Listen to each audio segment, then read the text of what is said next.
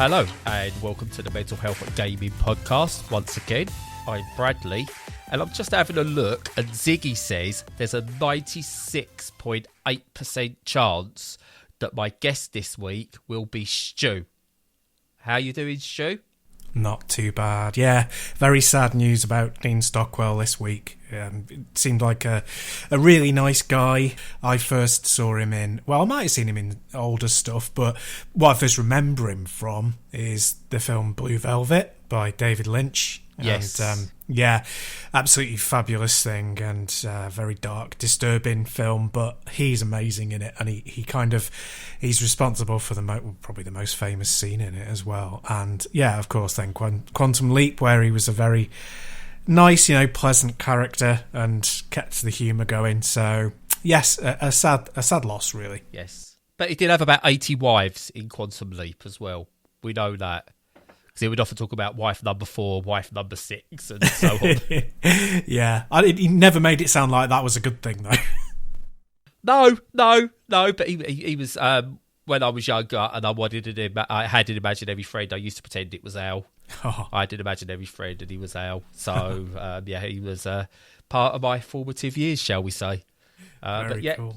It's sad, but he leaves so many great memories. Indeed, yes, he does. Yes. Usually we have a nice bit of banter, but today what I want to do is there's a friend of both of ours, someone who listens to the show and is, as far as I'm concerned, part of the MHG family, has been there since day one supporting us. They are going through a terrible time at the moment with personal issues, and I just want to put out there that we love you.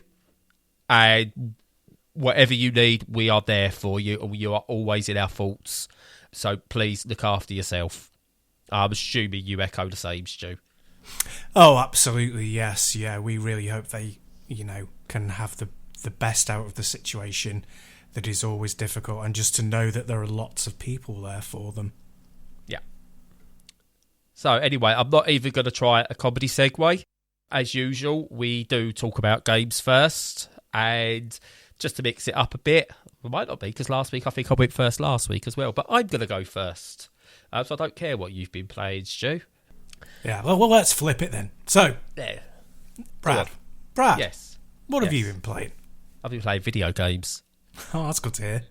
Yes. So the first one I'm going to talk about is Game Beasts, which people go, why is he talking about Game Beasts? It's like, Brad doesn't do the retro stuff. That's usually Stu.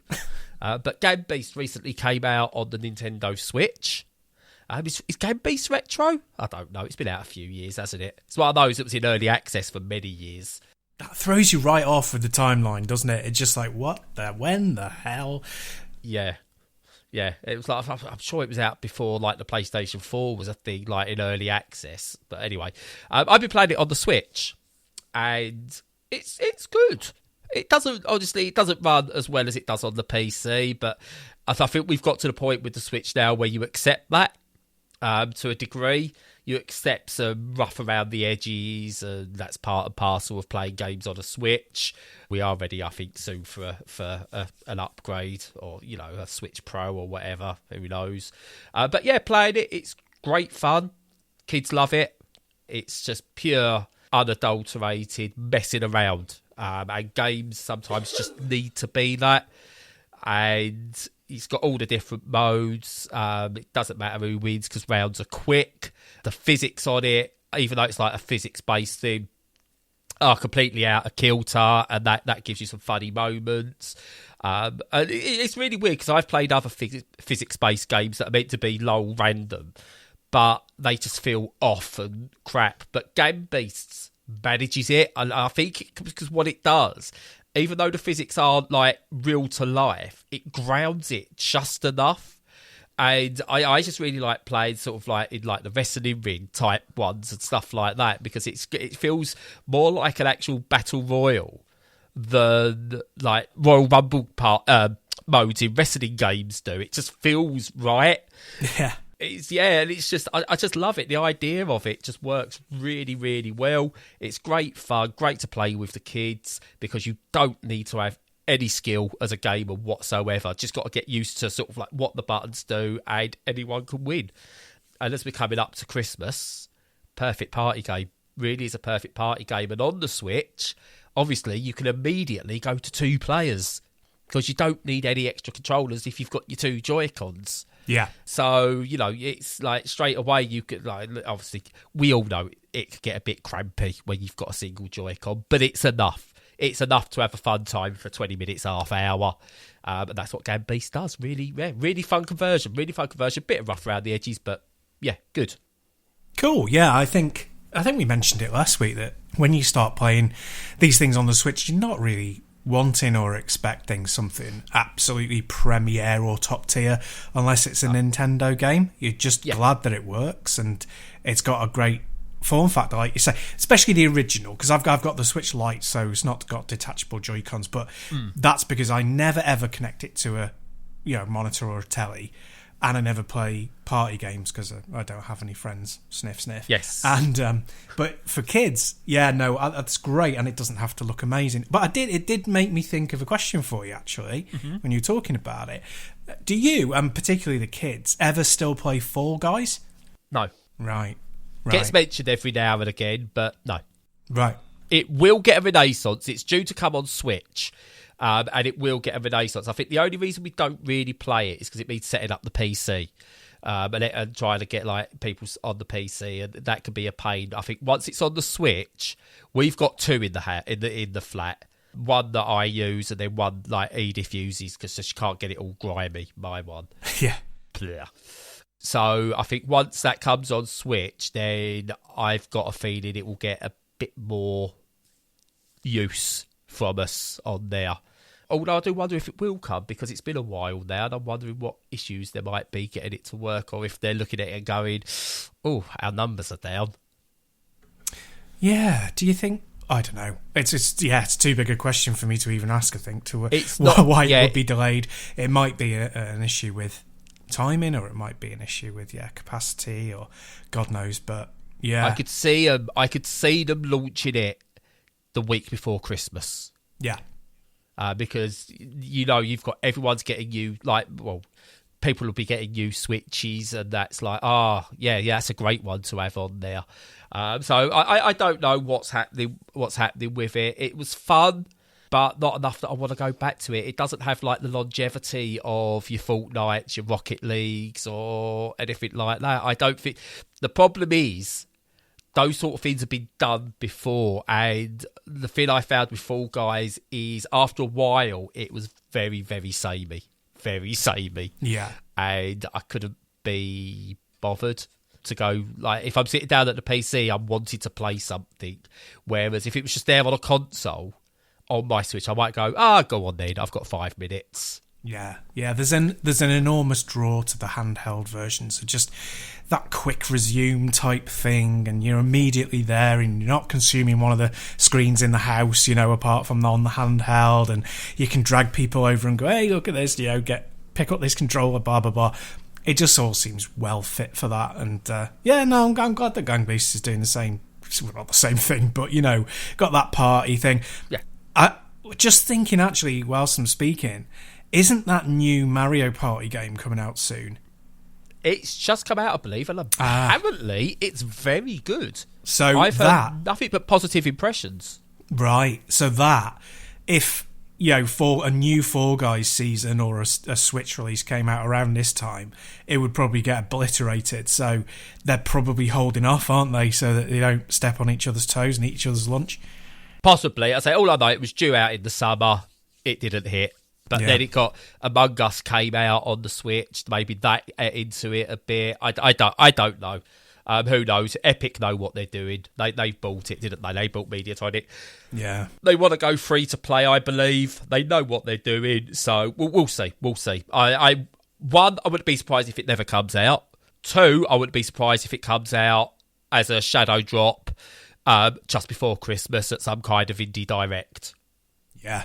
No, I think that sounds very, very, very plausible indeed. Yeah. But, Gang sorry Beast. to publishers of Game Beast and developers of Game Beast for letting Fall Guys take over. I prefer Game Beast. It's a much better game, personally. It's more fun. Excellent. And I think, it's funny. I'm sure they'd just be happy that it's getting into the conversation, and I'm sure their numbers are going to be great as well. So fingers crossed that it does all the numbers that it deserves. Yes, 100%. So, from Game Beasts to The Lab, which is a Valve VR game. It's only, to my mind, only the second one that they've done purely by themselves, although I might be showing some ignorance here. The other, of course, being Half-Life Alyx, which is one of the best games of the last 10 years, as I keep saying. But yeah, The Lab is their one of those welcome to VR type games that you get. There was a disc that you got with the PSVR, which was an absolutely superb one. It was really, really good. I put my wife's stepmom, I let her have a go of the one where you do the shark thing. You go down in a shark cage and you've seen all the underwater creatures, and then the shark comes out of nowhere. Yep. And she freaked out and absolutely loved it. It's one of those that, you put the right content in front of people and they just, absolutely fall in love. And she completely fell in love with it. She's not even had a chance to play again since then, but she did love it. And it's similar to that. With it being Valve, it's a little bit more sophisticated, more interactivity. And the funny thing is that it's got some really good stuff in terms of introducing VR motion and things like that. And it's got a few things that are completely superseded now because it's a good few years old and there's different tricks. And one of the main ones is that, and this might be a surprise to anyone listening who's not played much VR, is that teleporting to your next place, in the environment is very much a secondary thing now. That most games start you with, you've got full forward locomotion using the sticks, because that doesn't really make very many people sick. And it still has the graduated movement when you turn, on your axis. But yeah, it starts you off obviously with full teleport. But anyway, that's boring. The fun thing about it is that it's really well constructed, and it's one of those where when Valve wrap their hands around a game or a concept, you know that it's going to be really, really good, because they've only done 10 games in their entire existence, and this is one of them. And it's got you start off in a lab, and the idea is that the sort of theme around it is that it's experimenting on pocket universes, and all that means is that it's a bunch of mini games, really. But you interact with them by wandering around this lab, and the lab is very much designed where you just pick stuff up and play with it. It's got some really cool stuff like a little balloon blower. All of these things sound so crap when they're not even, when you don't know VR, but in VR they're great. So you pick up this little device and you hold down the trigger and it blows a balloon, and you let go and it ties the balloon off and it floats away, and you can bop the balloon with your hands, and just little things like that where it shows off all the physics and the interactivity is in the lab. And in the lab there are these spheres, floating spheres, that you can just see a distorted image in, and they're the universes, and you interact with them by grabbing them with both hands and pushing them into your face, and then you're in that universe, which is a lovely concept. It's really great.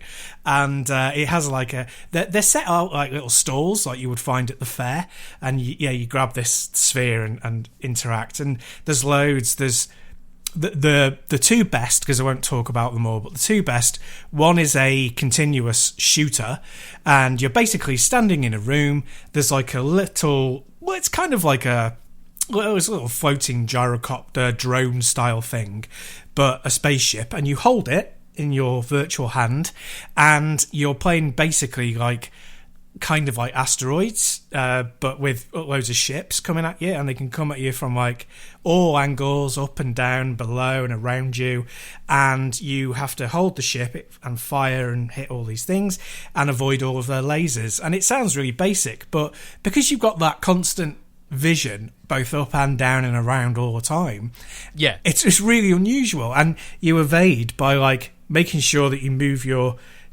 ship out of the way. And because the ship is in your hand rather than controlling it with a stick, you can do little floaty gestures left and right and up and down to move and avoid stuff and keep your fire on point. Or you can just go whoop and just pull your ship 6 feet away from where it was, just to get into a bit of free space. And that's really, really clever, it's great.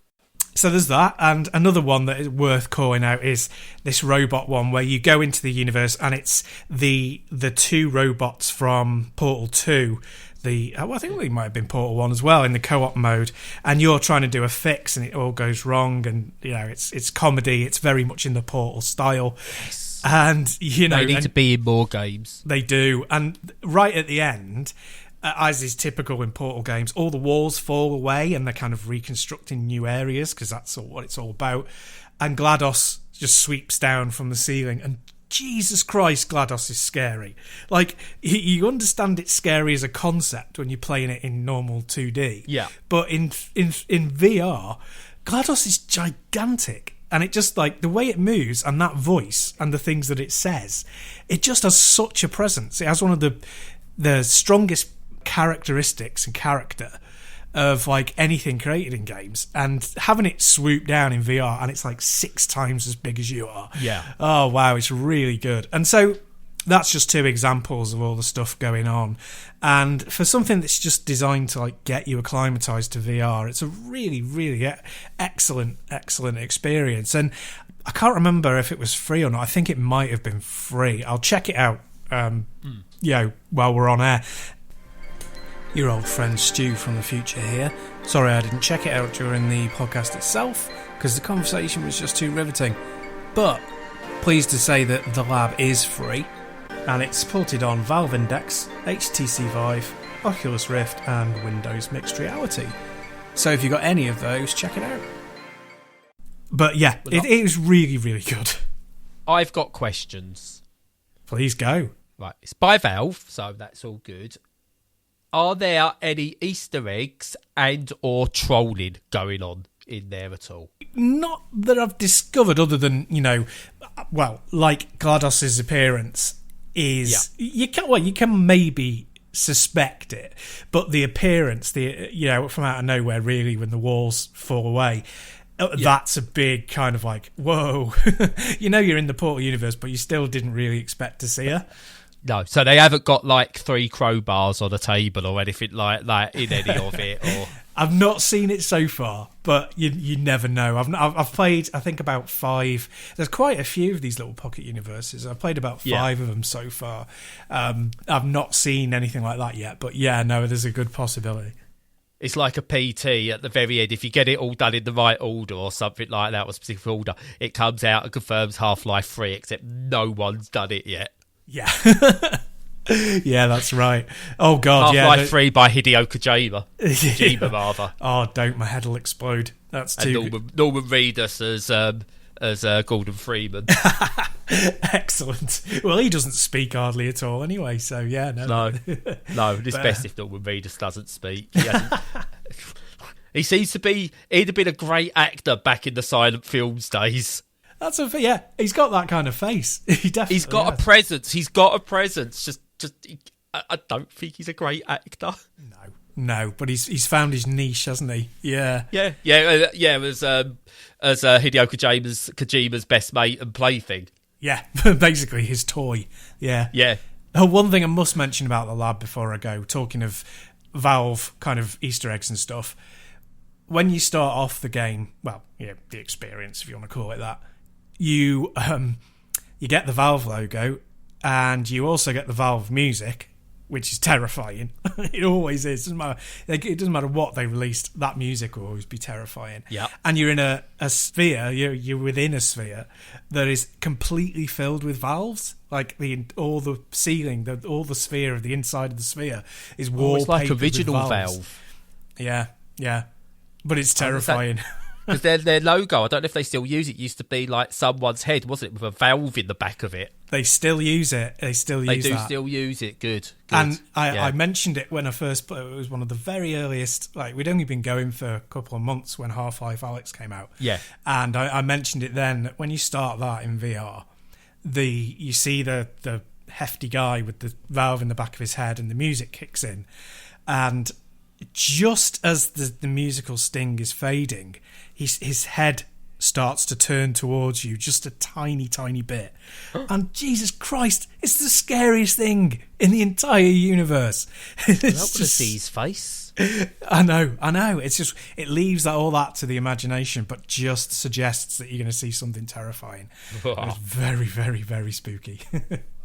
Valve need to get back into game development. They really, really, really do. They really do. They really do.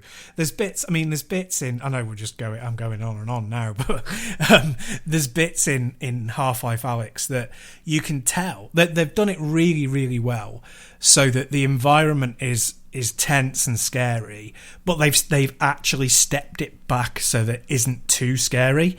You feel that they could step it up so that it'd be even scarier. So there's nothing there's loads of stuff that is as scary as Ravenholm, but they could make it even more frightening than that, and they don't do that because it would just kill people. It would murder them.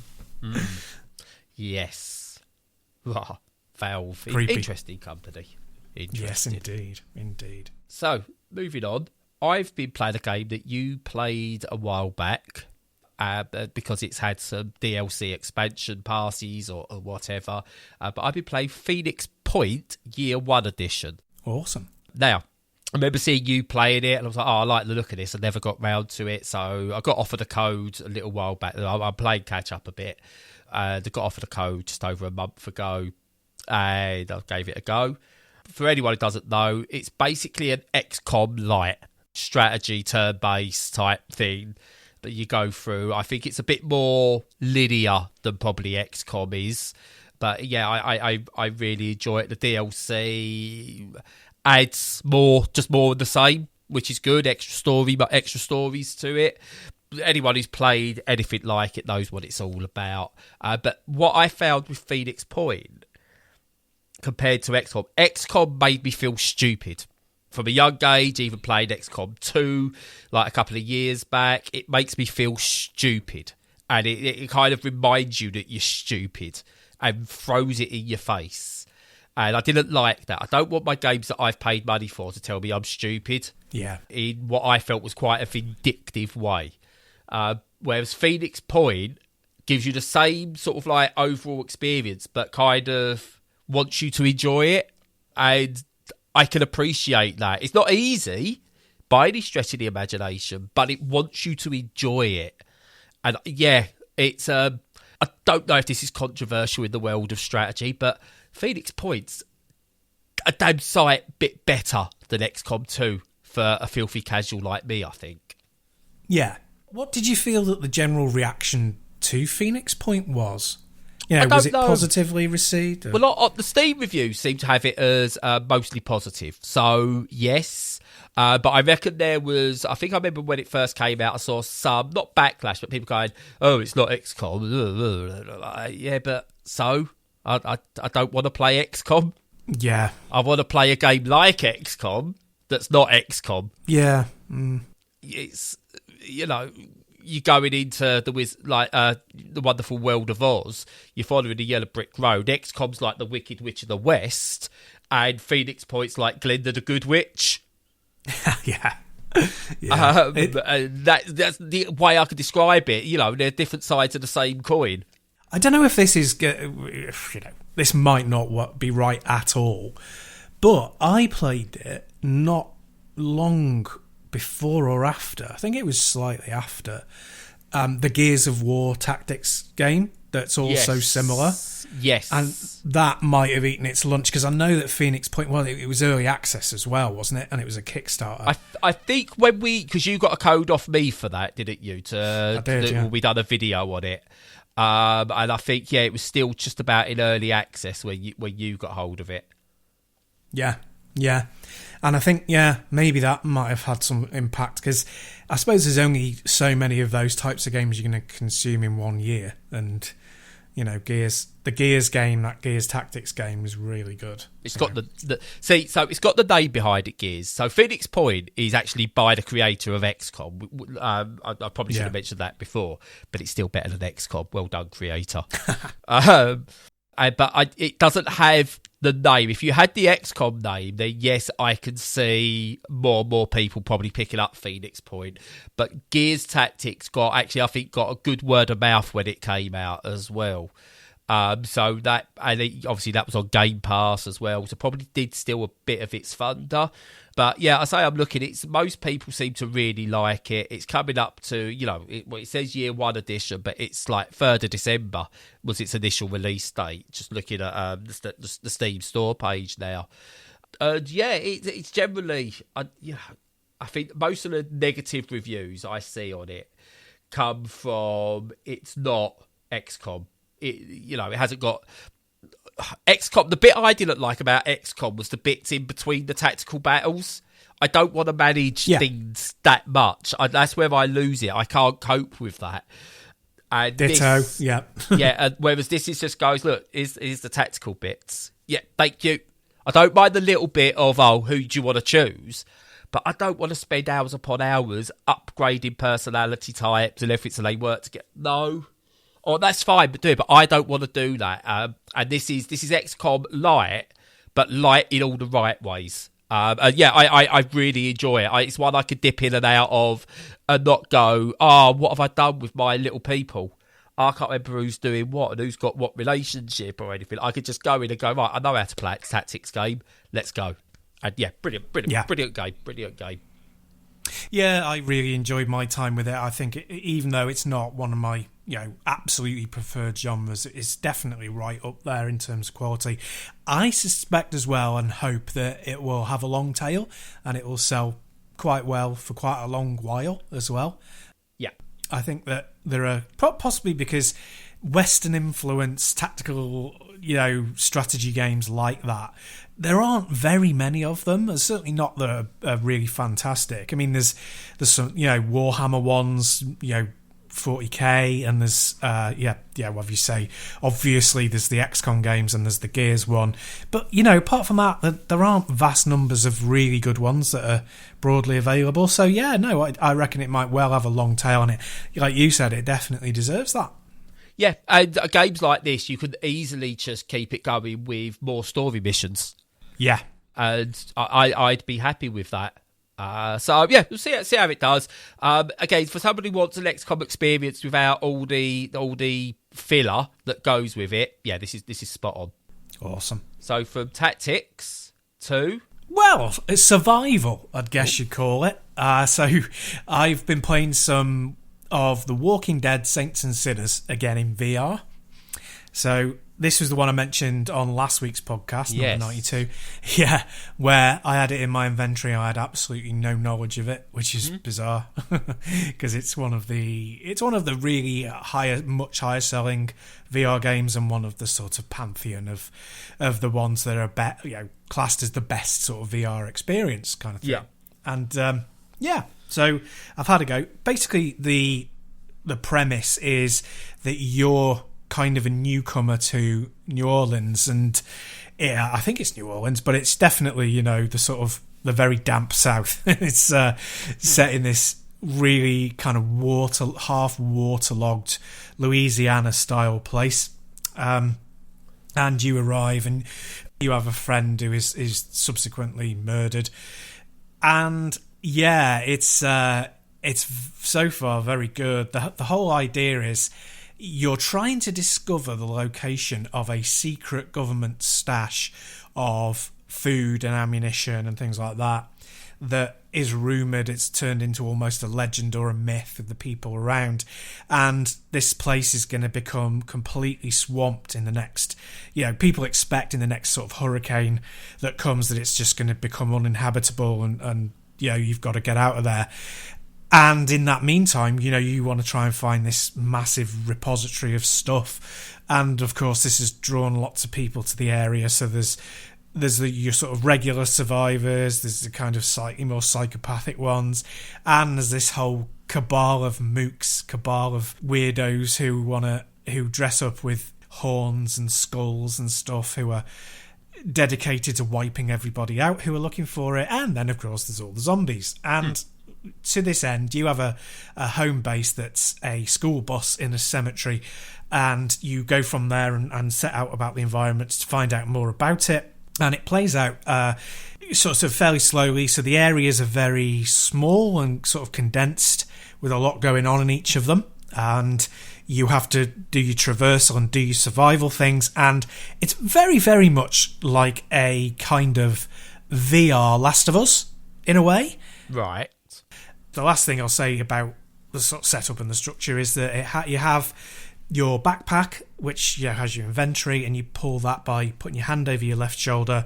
You can carry large weapons like axes over your right shoulder and bring them over. You carry shivs and knives and screwdrivers for stabbing, and you've got guns that you have on your hip, and all that sort of stuff in regular 2D gaming is just frippery and unimportant. You just do it through a menu.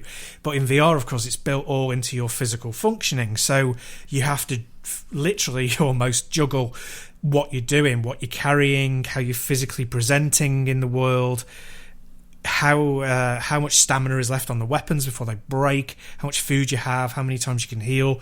All of those are just there. Plus, also you have to juggle them. So if you're being attacked, you have to use keep away tactics, and you have to watch your six, and just all of that sort of stuff. So it plants you very, very, very solidly in the world. And a lot of the interaction is like shivving zombies in the head, because that's the most minimal way of killing them. Yeah. It doesn't attract a crowd, it doesn't use up ammunition, but it's a risk reward because you have to get very, very close. So it doesn't do anything spectacularly new, but in VR it does it in a way that's very, very threatening. So again, it's like that thing I was saying about Half-Life Alyx, that it just dials it back enough so that it's not so terrifying that you can't play. And this is from somebody. I played Resident Evil 7 for a little while in VR, and I was just noped out of it, because it was, although it's not like one-for-one realistic, it was realistic enough and full of jump scares enough for me to be like, no. And they've dialed that down a little bit for Saints and Sinners. I've so far not had any particular jump scares, and it's more about tension and atmosphere and things like that. And it has that kind of the comic book Telltale Games visual style, where it's more comic book than it is realistic. Good. So it can present maggoty flesh and ruptured arteries and stuff, so that you understand that they're there, and they make you feel a bit kind of ugh, but they're not so graphic and realistic that you're like, oh no, don't want that. So yeah, so far very much enjoying it. Yeah, so I'm always confused by the Walking Dead games. So the Telltale ones, I remember playing the first season of that, loving it. I want to say there was a second. I don't know if it's the second season of a spin-off, but I ended up enjoying that. And then there was more, and I went, nah, done with this now. But everything else that's been made as a Walking Dead game, bar probably Bridge Constructor, was crap. And I thought Saints and Sinners was one of the older crap ones, but apparently no, it's a pure VR game. It's something fairly new, yes? Yeah, I mean, it's reasonably new. It came out like January last year, so it's just coming up on a couple of years old. I think it was in development for quite a long time as well. So I think it was like in development for 2 or 3 years. So that's long for a VR game, because they tend to be, shorter experiences and don't take quite as much construction.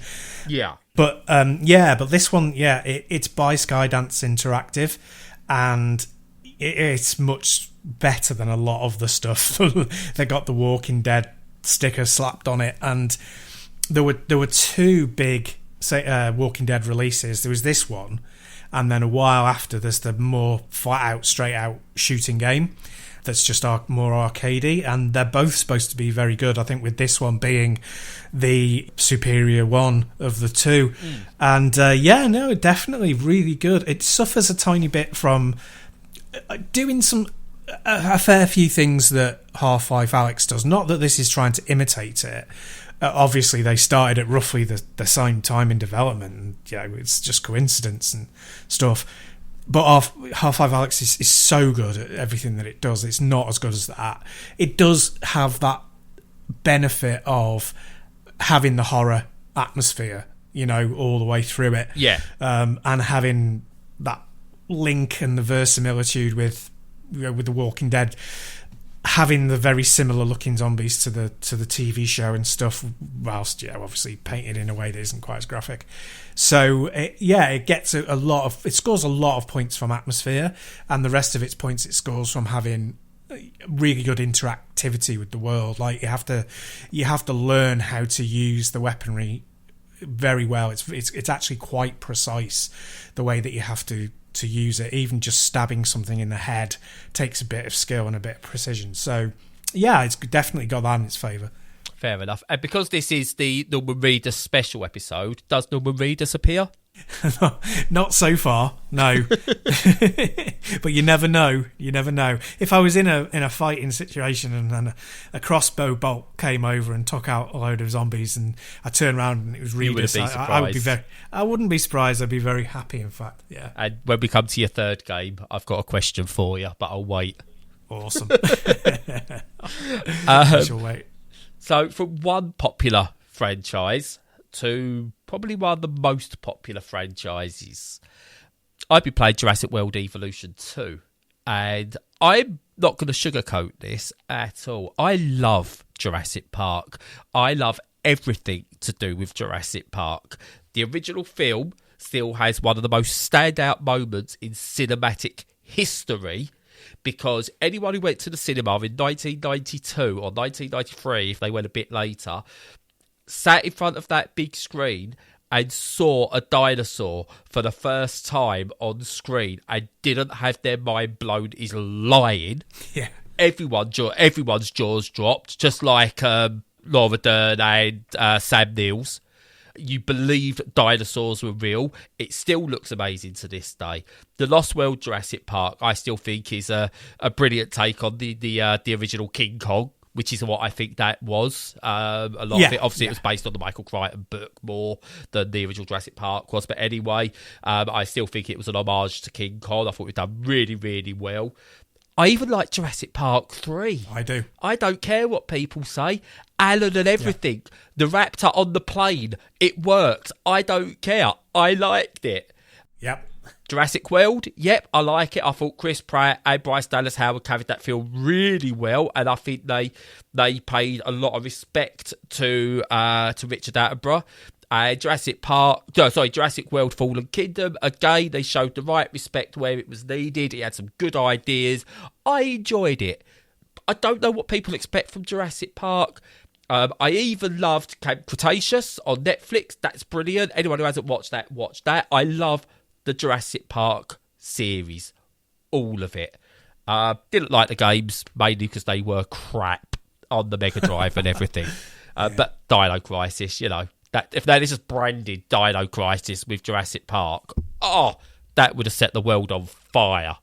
But anyway, Jurassic World Evolution was a really good park management game with dinosaurs, and it had a bit of a campaign in there. And Jurassic World Evolution is essentially more of the same, but with pure quality of life updates and lessons learned from the original game. So the campaign in the original game was lots of build a park, move on, build another park, move on. And it was kind of loosely tied together in some fashion. Bloated campaign that was, I don't know, maybe 14 hours long. But wow. it felt bloated, and it was like, do I want to just go to the sandbox mode? It's like, I get all this. It had some really good DLC, so going back to Jurassic Park and trying to rebuild Jurassic Park was really good in the original. But what you've got here is the campaign mode in Jurassic World Evolution. So I've only spent a couple of hours really with the game so far, so I'll probably talk about more next week as well. A couple of hours with the campaign and about halfway through. Which is good. It's concise. It tries. I've got a feeling that the campaign was going to be built to link into Dominion, the third Jurassic World film, but obviously delays and everything meant I think they've had to maybe take some bits out. But it's laser focused. It uses the tools for building and stuff like that to try and tell a much more concise story. Really, really good. And I see some people I've seen who complain actually that it's really short. It looks like about 4 to 5 hours, sweet spot for a park builder campaign for me, especially as it's got an actual story to it. Yeah. You've got your sandbox modes, your challenge modes, they're all really good. But for me, what seems to be the standout mode so far is called Chaos Theory. And do you know Marvel have done, I don't know if it's Netflix or something else, or it's probably Disney Channel or Disney Plus or something, but there's What If series of comics and animations and that. Yeah.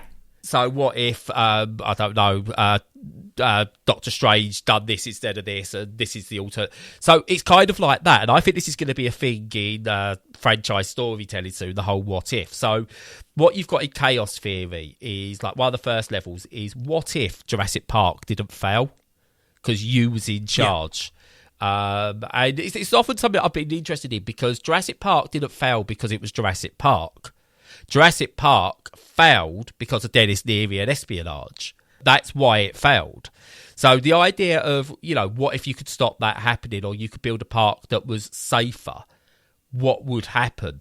So it kind of then does this alternative stuff, and it's got a few little twists in there.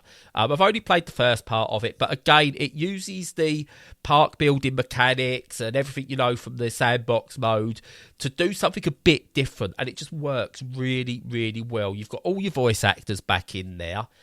The big shame, obviously, is there's no Richard Attenborough, and they've got a voice. Oh, I'm trying to think of the word now. They've got a different voice actor who tries and sounds a bit like him, but it doesn't work. Yeah. But on the whole, yeah, I really do like it. I really, really, really do like it. But I can forgive that because you've got, like, every other actor seems to be reprising their roles.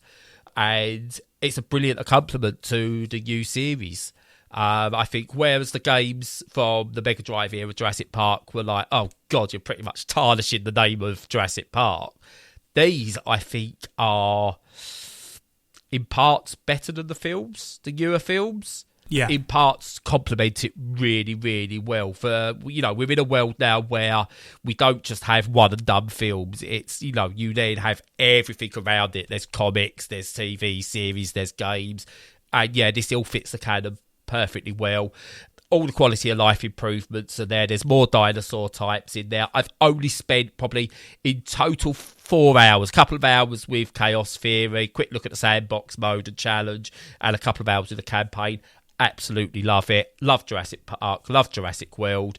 Jurassic World Evolution is outstanding. Excellent. I think it sounds, from what you've said, it sounds like it's benefiting from the fact that we're in a kind of post-canon world, really.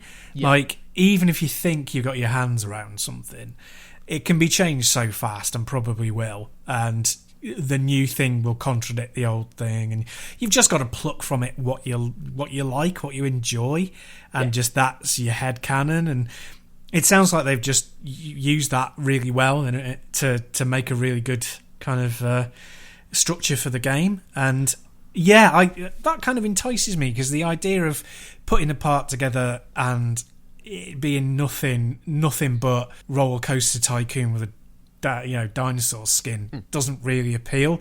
But actually having the characters and the actors and some of the scenes and environments type thing in the background, that does have a real appeal to me. It really does. So yeah, I might have to check it out. Yeah.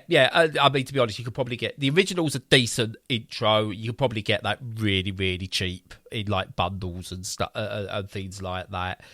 But yeah, this honestly, so far it's improved on it in every single way. And the dinosaur, it would have been so easy to, as you said, to make a tycoon game, but with dinosaurs. But this is different enough an experience that you could play it alongside Theme Park, Roller Coaster Tycoon, any of those, Planet Zoo. None of those do what this does. And to take those mechanics and do something a bit different with them, yeah, really, really, really good from Frontier. Absolutely amazing game for me. It's like right in my wheelhouse. And when I got the code, I'd been humming Jurassic Park all day until I could get it installed. Yeah. It's the most iconic theme. I think that it's up there with Jaws, isn't it, as iconic. It really is, yeah. Yeah, it really is. It's got that great adventure beat to it that, it kind of like Indiana Jones sort of thing that makes you prepped for the excitement sort of thing, Yeah, and it's, I mean, the idea that the slow build of that theme, it works perfectly with, again, the build up to seeing a dinosaur for the very first time in the original Jurassic Park. It's like the crescendo it hits. It's yeah. I could. I'm gonna shut up because I could go on for hours about the whole Jurassic Park franchise. No, I know what you mean. My wife is absolutely obsessed with it, and I really like it. And what I like most about the whole franchise thing is definitely the park side of the Jurassic Park.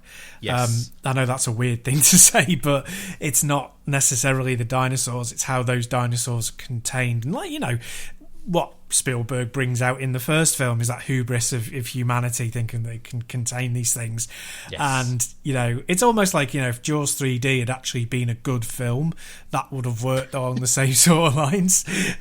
It's just that kind of trying to contain something that can't be contained is a really good setup for a film and also for a game. Jurassic Park 3, as much as I love it, obviously the dinosaurs were shit. In that, the CGI in that for some reason was awful, but it shows why practical is always so good as well. And I was 11 when the first Jurassic Park came out. I was 11, so I believed it was possible because when they explained the science behind it, I'm 11 and they're going, yeah, we could do this, okay, 100% we could do this. I wanted it because I'm 11. I'm now 40 and I'm still going, we could do this. Come on, someone can make it happen. Come on. Before I die, I want to go to Jurassic Park. I don't care if it all goes tits up while I'm there. I want to go. I know what you mean. Yeah. Take a massive tranquilizer gun just in case. But I'd love to go. Now, from one unexplored world to another unexplored world in video games. Stu, what's your big game of the week? Well, that absolutely deserves the Segway bumper, so it's getting it. Segway!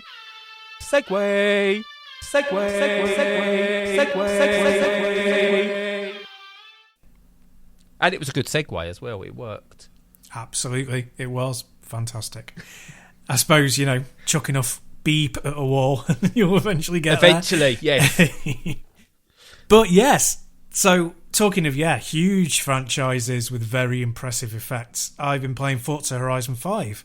So, if people don't know, they probably do, I play these things on PC, and that gives it a kind of, we've got Forza Horizon 5, we've all got Game Pass, mate, why are you bothering talking about it?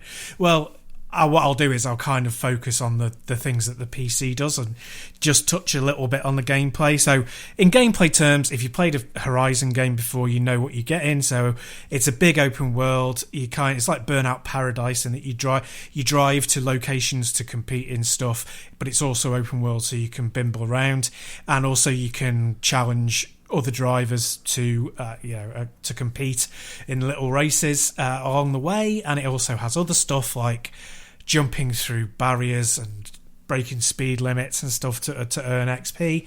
And it's all about accruing XP, doing things with style so that you get more XP and more credits, and then that unlocks stuff and lets you get more cars and more events and blah blah blah. So what this one does differently to Forza Horizon 4 is not very much. Just get that out there right at the beginning. It doesn't do very much different. It's much more current generation, whether you describe it as current or next. So current as in PS5, Xbox Series, and current PC. Just to clarify, it's not on PS5. Yes, I just mean, you're right. Just in case. But just it's obviously very much of that era and built for that era, even though it scales back to the older consoles. And it looks amazing. It's an absolute feat of genius what they've done to get this to work. And the most impressive things to me are the baked in lighting. So the standard lighting that you get no matter what machine you're running it on is fantastic. It's done beautifully. They've done it so cleverly. The level of detail is really high, again, even if you're running it on something not very powerful. What's it called? The field of view, FOV, is really, really wide. I'm playing it on an ultra-wide, but even on a 16:9 screen, it's got a really, really wide field of view, which makes it feel like a really big landscape that you're exploring, bigger even than you would expect. And the draw distance, I'm not sure if this is just my PC, but I don't think it is extremely far, extremely long. So you can see tiny, tiny specks of cars in the distance that you can then, reach and drive up to, and you can see, bridges and other structures and all sorts, and it just gives you that feeling of excitement. And I think one of the things we talked about a little while ago was an important thing in driving games and racing games, to varying degrees depending which you're playing. Having that Fiesta feel is very important. So bright lights, things that draw your eyes, stuff in the sky to make it a little bit, break things up a little bit, having water, having good weather effects, having good lighting. These are all very important to make it not bland. And it's why it has to push, why driving games often push forward video game graphics, because to differentiate them, they've got to look prettier and prettier. And it really does that. It has that. As a game, it has the same problem for me that Forza 4 does, Horizon 4, in that because you're splitting between navigating the environment and then getting into races, it very much falls between two different genres, sub-genres of the racing genre, and that's driving game and racing game. So driving game is more about the experience of handling a car, and racing is more about the experience of competing and beating people. And it has both of those things, and it makes it unique. But if I was like the Xbox guy, I wouldn't have necessarily gone, right, Horizon is the one that, like our Gears of War, like our Halo, that it's going to be the premier one. I think I may have made it Forza Motorsport be that thing. Because that's the kind of Gran Turismo beta style one. I don't like driving around. It just bores the crap out of me. It's just like, why do I have to do this? Why can I not have a fast travel mode to the event so that I can just race? And it very often tires me out psychologically to the point where because they're intense and they tend to be short in all games, they tend to be like 1.5 minutes, 3 minutes and 5 minutes. If you're driving 4 minutes to an event and then you're doing a race that's shorter than that, you've got to really love the driving and exploration aspect of it to still have that enthusiasm when you arrive at your race. And I just don't. It just strips all that enthusiasm away from me, which is a terrible, terrible shame for me. It's not necessarily for everybody. A load of people must love that, otherwise it wouldn't be where it is in the culture. But it really takes away from me. And there's a nod to it, because you can unlock houses in the environment which allow fast travel to areas and then get involved in races in those areas. And there are unlocks so that you can have free fast travel permanently, but of course that's locked. It's not paywalled. It's locked. Oh, there is. You can pay for it if you want. Oh, can you? Of course you can. Well, that explains a lot. So there you go. So they've clearly gone. One of the most important things in this game is being able to choose your amount of traversal, and the thing that a lot of people, maybe even half the audience or more, will love is going to cost you a lot of time and engagement, or a lot of money, or just money. So that frustrates me and annoys me. And it's getting to the point where it's overshadowing how good the game is. A little, because the game is very good. The handling is excellent. So so for me, you've nailed it. It's why I skipped Forza Horizon 4, and we'll jump back in with this one. It was too much of the same, and it was too much travelling. Now, two games for me have nailed this in the past. One, Burnout Paradise, because the size of the map is spot on, and there is events on every intersection, whether it's You could burn down the road to try and beat the time on that road, whether it's you go into crash mode because you fancy it, whether you hit an intersection and there's a race or a burning lap or anything like that. There is events everywhere, and you haven't got to travel for more than a few seconds to get to one. And I say the size of the map is spot on. Even going into Big Surf Island, stuff like that, they nailed that, making sure there was always something to do within seconds. And the other one is Test Drive Unlimited 1 and 2, which is a driving game first and foremost, which had racing events.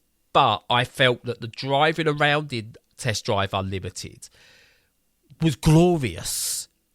Travelling around Hawaii and stuff like that, it was absolutely glorious. And he said, I think the problem with Forza Horizon is I think the areas are a bit sparse in terms of events, and you've got to travel to get to them initially. And in all honesty, if I'm at like the bottom left-hand corner of the map and there's an event and it's at the top right corner of the map, I honestly partly go, have I got the time? Do I really care? And back on Forza Horizon 2 and 3, I did. But I think the map got bigger for 4. It's got even bigger again for 5. And there's not enough events on each road like Burnout has, like those, like just can you beat the public time on this road to warrant me wanting to do it. It's just aimless driving, maybe looking out for barns or signs. But I'm still talking about sort of like just the overall content. I've not played 5 yet, but I'm going on what I've seen other people play. And it's a shame. I don't think anyone's better Burnout Paradise or Test Drive yet. Yeah. It's definitely got the curse of publisher interference, and it's a first party studio, so it's not really, it's hand in hand. But the developers will have just been told what they have to do. I bet every single one of them would be happier just going, look, we made this amazing racing game, because it is. When you get into the races, they are superb. Yes. And not only are they great in the way that I play them, they're tweakable so that they're great for the people who are far, far better at these things than me and far, far worse than these things than me, which is amazing, So I'm kind of... I kind of go just above the middle, so I leave the AI at kind of its default, which is a challenge, but not too hard. But I turn off the road marker thing that shows you how and when to brake and all of that. I turn that off completely. But you can have that on. You can have it off. You can switch it off. Right. You can exactly sexy, and you can just tweak the experience to what you want without breaking it. Now, just being able to do that's an immense thing, and it's really impressive. So the question is, now that I know you can pay to have that unlock, will I do it? I think the answer might be yes, actually. No. It might be. Well, I know, because, you're part of the problem. Well, I know that they can't be... they shouldn't be encouraged to do this sort of thing. But the thing is, it will unlock the investment. I enjoy the game. Yes. And it will... Without that, I will not enjoy the game. And I will stop playing the game. And considering that I'm paying... Well, it's, it's like about 12 quid a month for me with what I pay with... $10.99. $10.99 a month. So the game is going to cost me max $10.99 to play. Yeah. And if I play it for a while, it's going to cost me even less than that. So even if it's a $5 to unlock or a $10, it represents such good value that I might have to do that. So, if you've got the Game Pass version, then do you know what?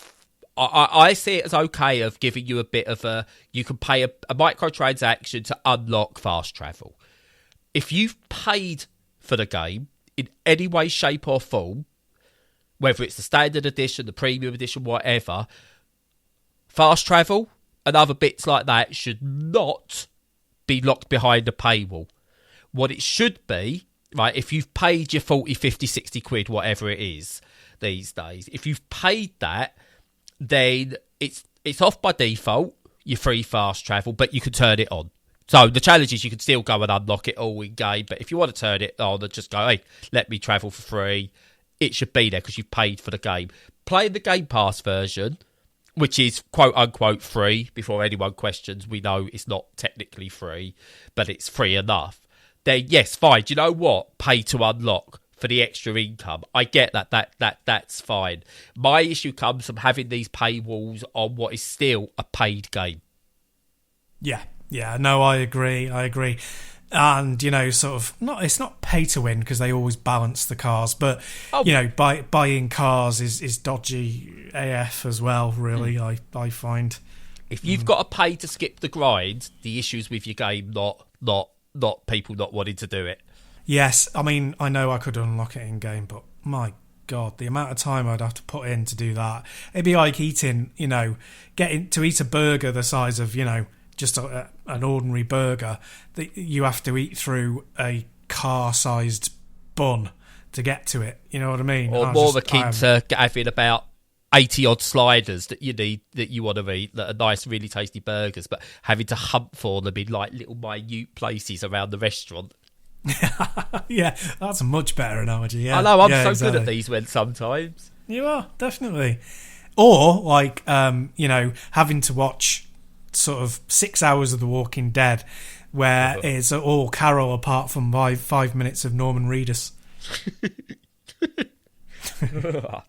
Or it's like 10,000 spoons when all you need is a knife.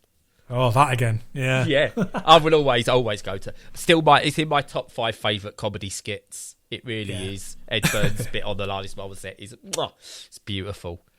Right, but does Norman Reedus appear? Not yet, but if I see him in my review mirror again, I wouldn't be surprised. Who was it? The guy who was in Grey Jill that just appeared in one of them. Like, I think it's Forza Horizon 2 or 3. Sean Maguire. Oh, really? I didn't know that. He was like the main character in either 2 or 3. And it was like, obviously Americans haven't got a clue who he is, so they don't care. It's just like, oh, he's some British guy. And I think anyone from like who grew up in like the 80s and stuff like that just went, what? Yeah. My biggest ones are those. Yeah.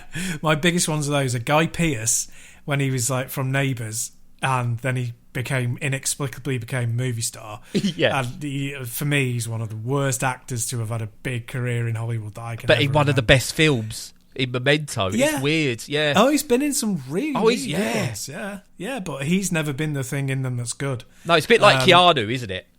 That's controversial. No, I would disagree because Keanu Reeves does one thing brilliantly. Well, he does two things brilliantly. Yeah, he acts like Keanu Reeves. Yeah, one of them is look beautiful, which is very, very important, especially in films. And 2, he's an amazing physical actor, and he leans into that. So Guy Pearce just doesn't do anything. He's just utterly mediocre for me. Yeah, he's a weird one. But yeah, Sean Maguire appearing in Forza Horizon was just like, what? But we're going to sort of carry on the Forza Horizon 5 because I feel like we've kind of like been beating it with a tree branch at the moment. 40 Towers reference, there you go. But it deserves some praise. It deserves a lot of praise to go with it as well, because it has, I think, one of the most impressive accessibility features I've heard of in a game. Now, it doesn't have, as far as I'm aware, stuff that will help me play it, because I haven't played it yet. But again, I look at it and go, what can they do to allow visually impaired people to play it without stripping it right back? I don't know. I don't think there's an answer for it yet. And when they do, hopefully it's something they can include.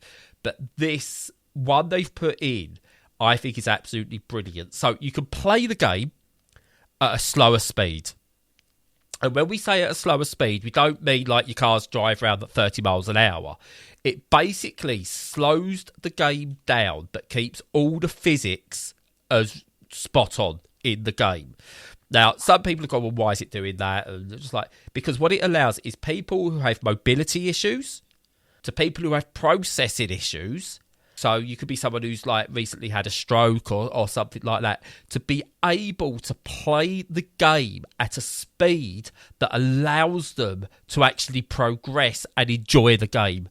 And it is absolutely superb. And the guys at Playground Games, whoever decided whether it was Turn 10 or Microsoft themselves said, no, we've got to do this, I don't know. Whoever decided that was going to be in the game, well done. I'm really glad to see something like this included.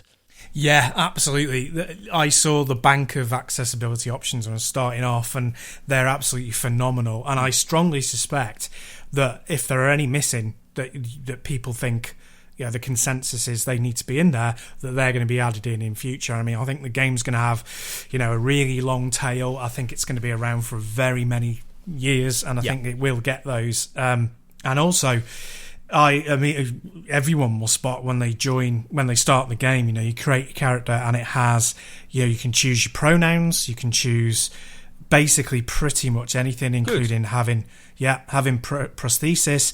You can choose the voice that the character has, whether it's traditionally masculine or traditionally feminine, and that isn't locked behind which physical type of person you select.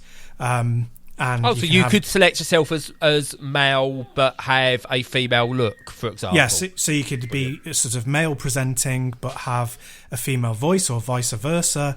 You can choose your pronouns between he, him, she, her, and they, them. Yeah. My daughter's home. I must admit that did throw me a tad. It did. We'll push through. Yeah, we will. So you can have prosthetic limbs as well. So it's kind of just representational of so many things, so many aspects of how people exist and how human beings are, which is brilliant. I would like to, I know it's asking a lot, but once things start getting pushed, you want to see it go the entire way, and I would like to see you could choose to be a wheelchair user.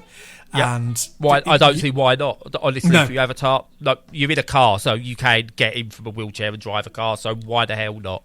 Yeah, and have wheelchair or adapted controls. Adapted controls for that as well. And I don't see any reason why, like you, that couldn't be in there.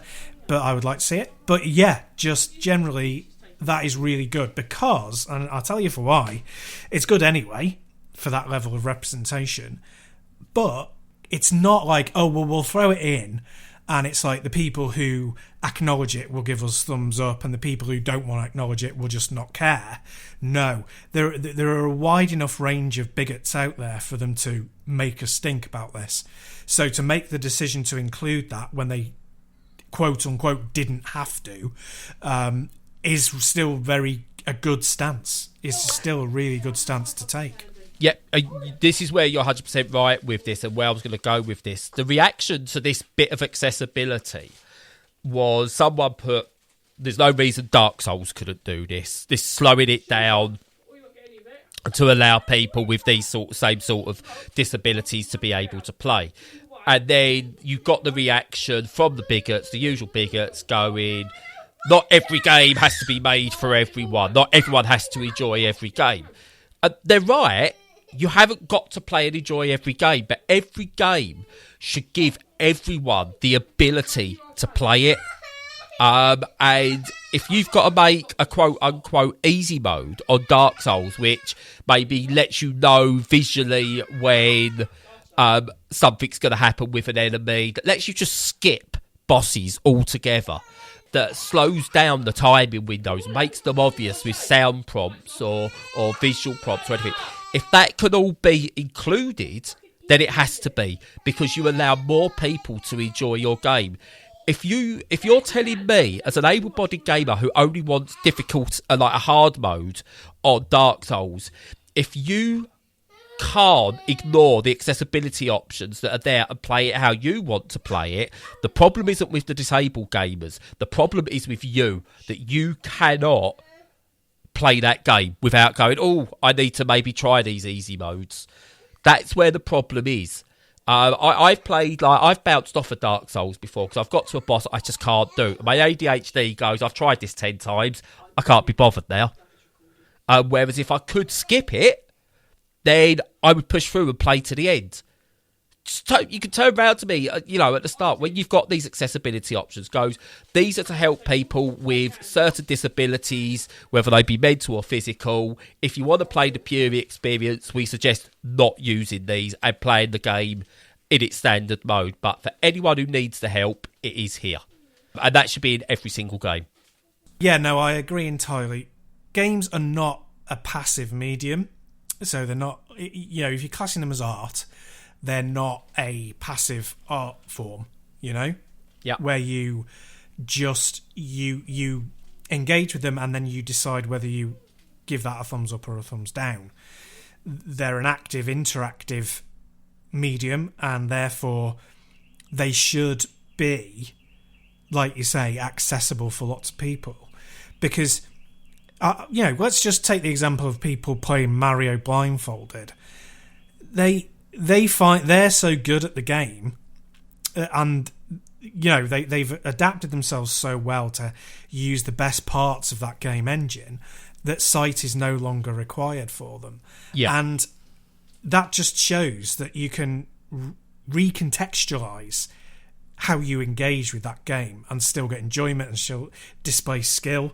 And there are loads of games out there who have different physical adaptations than I do, but who would be a million times better at Forza Horizon 5 than me as a very, very average racing game player. So if they can't access the game because of just an absence of something very, very simple to put in there, that's just terrible. And it's similar to the sort of the thing of having potentially trans characters, which is a really good thing. Is that when you talk to people in your life, they may say, well, you'll go, oh, I watched such and such a program the other day, it was great, have you seen it? And they'd be like, no. And the reason behind that might be because of a lack of representation. I mean, it might not be, it might just be because they think it's crud, and that's fine. But it could just be because it's like, well, it's got, there's nothing in there for them.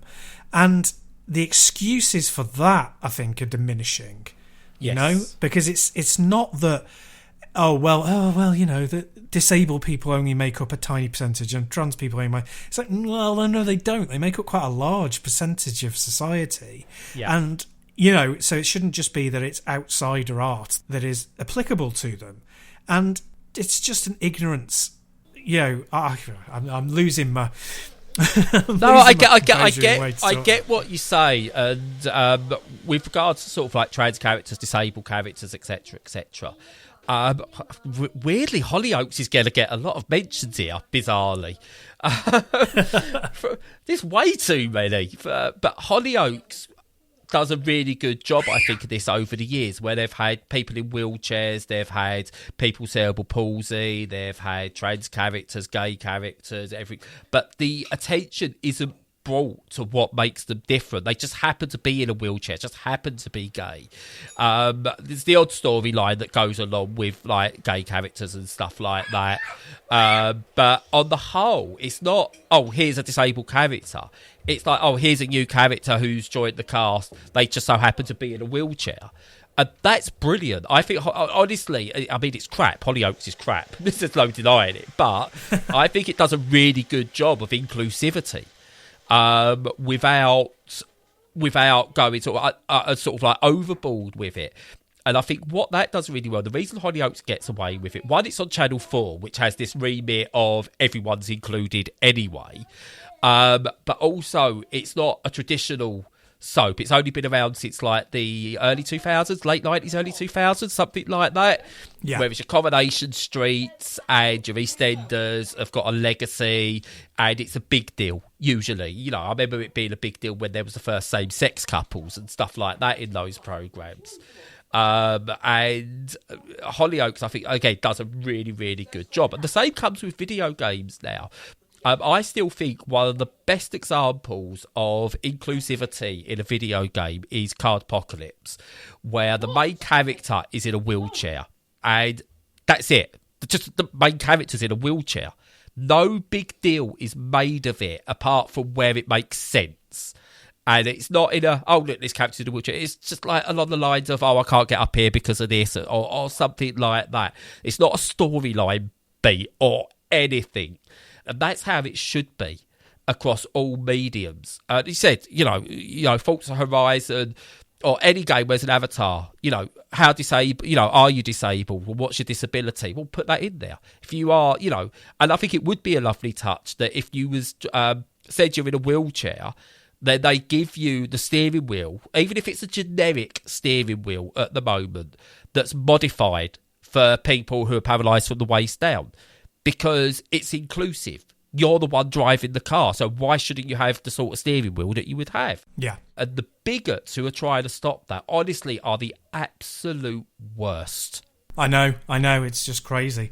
It's a reflection, the perception of it, and the fact that not all developers, publishers, have these things in their games. I think it is at least partly because people are discriminated against in society, sort of institutionally as well. Yeah. Not so much, well, they are. We'll come to the trans thing in a minute. But talking about disability, it's still a crapshoot whether there's going to be ramps or other disability accessibility options to a building, even a building that was built within the last 10 years, 5 years, 2 years, built yesterday, and it's like, this is a problem that has been solved. This is a problem with society rather than a problem with engineering, and as long as you can get away with those things in society and not have terrible opprobrium and the council shouting at you for just having a steep set of stairs going up to your new offices, that you're not going to have the producers of games following suit in all cases. And with trans, it's worse, I think, even in this country than it is in America. And I think, there's obviously a strain of bigotry everywhere, and there's a strain of bigotry in America. But I think because there's a very much kind of like, well, live how you want to live your life thing in America, that people get a little bit tongue-tied around their bigotry when it comes to that, because it's enshrined in their constitution that you can be whomever you want, whereas over here it's far, far worse, and there's far much more transphobia in the UK. Really, really really institutionally terrible for it. So it really does my heart good to see Microsoft embrace having that in their game. It's a big deal for me. I think since Phil Spencer came back to Microsoft, he has done an amazing job of bringing them into modern life on the gaming front. And I know it's off a joke, gaming can change the world, but I think we're seeing again, it can. It really, really can. Because what gaming does, it doesn't go we can't do this. It goes, well, what can't we do? What can we do to improve it? Yeah. Because I always look at society. I look at the government, and one of the questions is, why can't we eradicate homelessness? And it's like, well, we can't just go and eradicate homelessness. And I asked the question, why? Why not? We can't just give people homes to live in. Why not? Yeah. Why can't we give people homes to live in? Again, I argue we've got so many empty shop fronts, we've got so many empty office buildings. Convert them. Just do what you've got to do, rather than go, but we can't do that because of the money. Well, you can. Let's just pretend money doesn't exist to get the world straight again, and then go back to your capitalist greed. Elon Musk is asking on Twitter, should I sell some of my shares to help end world hunger? Well, why are you asking the question? Why? Sell your shares, get your billions, end world hunger. Do it. Why do you need to put it to a bloody vote? Because there's going to be bigots there going, well, when people can't afford their own food, they don't deserve it, and all crap like that. No, behave. But as I said, we live in a world where we go, but we can't. But games still go, what can we do? And I think that will eventually bleed into it. My son, my daughter, they're 4 and 14, soon 5 and 15, and they're being exposed to more and more things in games that ask why can't we? What can we do instead? So I'm still hopeful that the future generations will look at what we're doing now and go, tear all that up. Let's get this sorted. Yeah, yeah. No, I think it's hopefully it's kind of inevitable. I think. Yeah. Because everyone can just see it all happening around them, and it might have to happen in a kind of violent way, which you don't want. But sometimes that's all that's required. And yes, protests, if they're not disruptive, are not a protest. And it's always the funniest thing when you hear someone going, well, they can protest, but can't they do it in a more convenient way? No. That's not how it works. The suffragettes were demonised for the way they protested. Now they're celebrated because what they did worked. Yeah, plus also, we're at a stage now. I know we're drifting off into politics.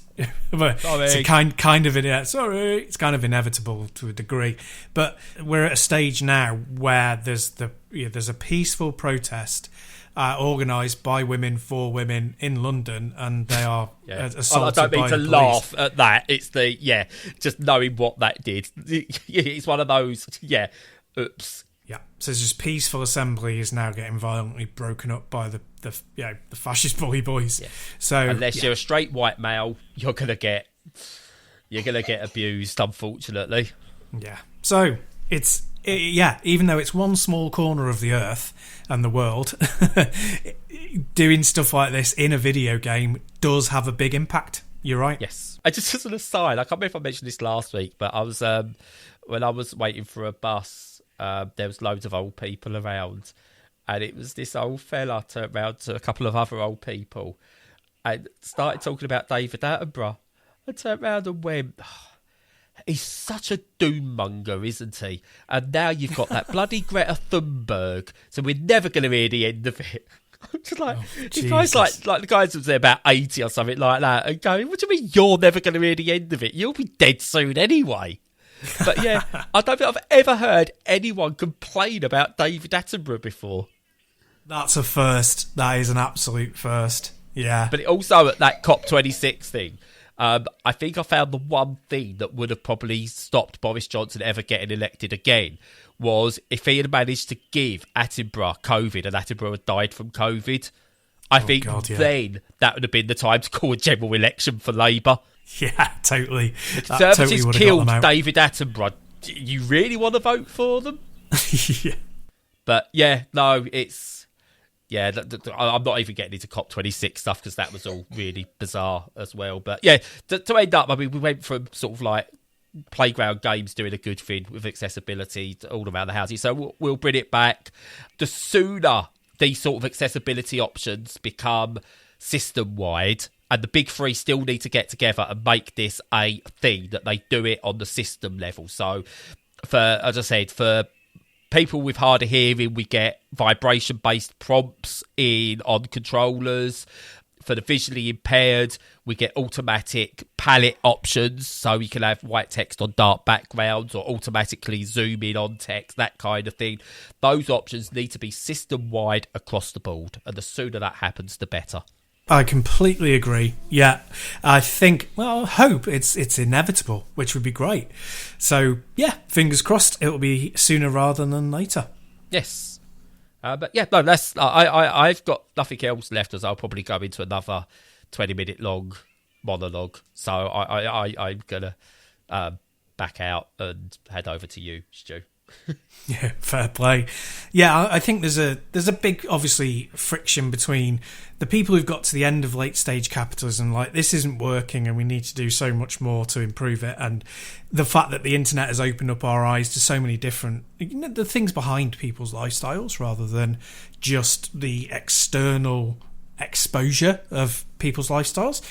And there's rubbing up against people who just want to keep things the way they are for their own benefit. And, it feels like it's a real change. The real change is on the horizon. And I think it hopefully will be a really positive one. And, this is what I always cling to. I'm very hopeful about these things because I generally feel that people are genuinely quite nice. I think that the majority of people are nice people. And I think that, it is the systems that stop them reaching their potential and stop the world being the better place. I still think some governments sit in their offices and everything and look at it, just spend the whole day going, oh, bloody Scandinavia. Yep. I can't stand Finland. And then no homelessness and universal basic income and showing it worked. God damn you. Yeah, no, that's right. If only Norman Reedus could come save us all. That's what I say. But until that day, until Reedus arrives like a god in a chariot, hopefully everybody listening can have a better time of things and stay safe and stay sane.